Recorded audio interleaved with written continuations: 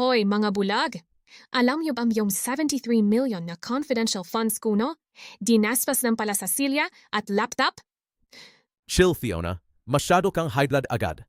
Ano na naman ba yung nabasa mo? At parang gusto mo nang manapak. COA na mismo ang nagdisallow. Ibig sabihin, iligal yung pagkagastos.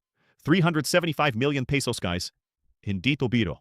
Yung mga apologists dyan, sige nga, depensahan niyo tong Mary Grace Piatos na pangalan sa resibo?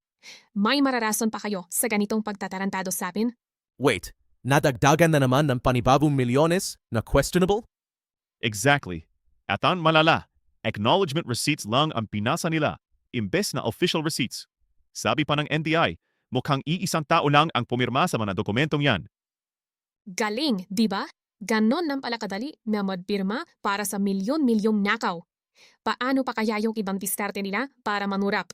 Sa bagay, gets ko yung inis nyo. Pera ng taumbayan yan. Dapat naman talagang transparent sila sa atin kung saan napupunta yung hard-earned tax natin.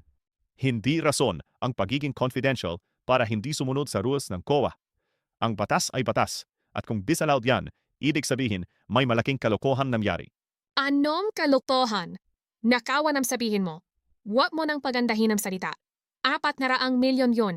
Tapos tayo? Hirap na hirap mag-budget sa araw-araw. Grabe nga no, isipin mo kung ilang classroom o hospital bed ang sanay na dawa sa perang yon.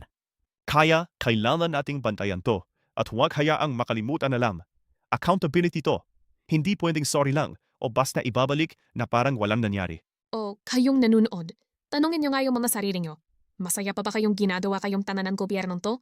O hihintayin nyo pang pati yung pambili nyo ng bigas maging confidential na rin?